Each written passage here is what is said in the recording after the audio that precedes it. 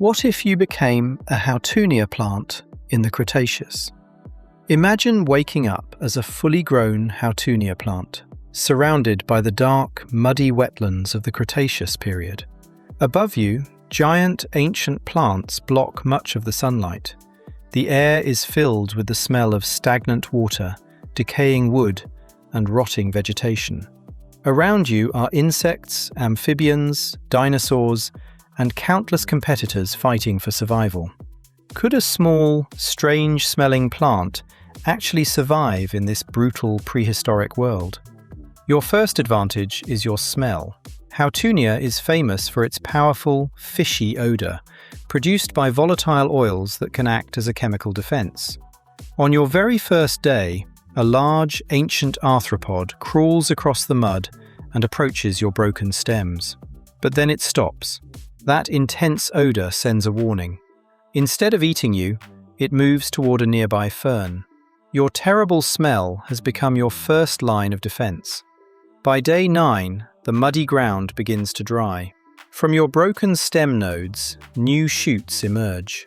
Your heart-shaped leaves unfold in the dim environment, while your small flower clusters remain protected among the foliage.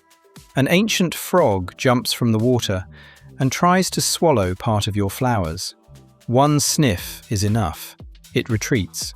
You have no sweet nectar and no colourful petals to attract every hungry animal. Instead, you rely on something much simpler, making yourself unpleasant to eat. Then comes day 24. You enter a period of rapid spreading. Instead of growing tall, your stems crawl across the wet ground. Every node can produce new roots, allowing you to grip the soft, organic mud like a living net. A small dinosaur passes by and breaks several stems with its claws. But that doesn't stop you. Your underground stems remain alive, and your damaged tissues quickly seal themselves. You also begin releasing chemical compounds into the surrounding soil, helping suppress the growth of competing plants. You aren't just surviving, you're slowly creating your own territory. By day 55, reproduction becomes the priority. Your tiny flowers don't have showy petals. Instead, 4 white bracts create the appearance of petals, helping attract insects. A primitive bee flying near the stream notices the bright structures and lands on your flower cluster. There is no reward of sweet nectar, but pollen sticks to its body. When the bee flies away, it carries your genetic future toward another Houttuynia plant downstream. You have found a way to reproduce even when resources are limited. Then, at day 90, the dry season arrives. The water level drops, and a herd of duck-billed dinosaurs enters the former wetland. Their broad mouths sweep through the vegetation like living lawnmowers. But they avoid you, not because you're dangerous, but because you smell terrible.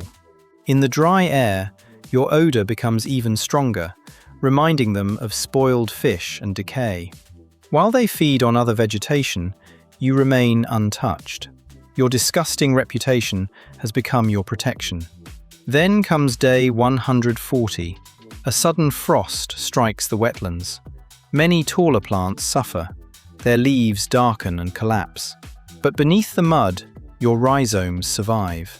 You withdraw nutrients underground, allowing the exposed stems and leaves to die back, while the underground system waits for better conditions. When the cold passes, you can grow again, often earlier than your competitors. And this is where your greatest advantage becomes clear. You don't need to become taller, you don't need beautiful flowers, you don't need to outrun dinosaurs, you simply need to survive. Over hundreds of thousands of years, the landscape changes. The dinosaurs disappear, wetlands transform, and new ecosystems emerge. Yet, your descendants remain. They spread through damp environments, using the same basic strategies: rapid underground growth, chemical defenses, regeneration, and an unmistakable smell. You may never become the largest plant on the continent, but you don't have to. Sometimes, evolution doesn't reward the strongest or the most beautiful. Sometimes, it rewards the organism that is simply too difficult to destroy. If you enjoyed this journey into the prehistoric world, subscribe to the channel and turn on notifications for more fascinating stories about evolution, ancient life, and the incredible survival strategies of nature.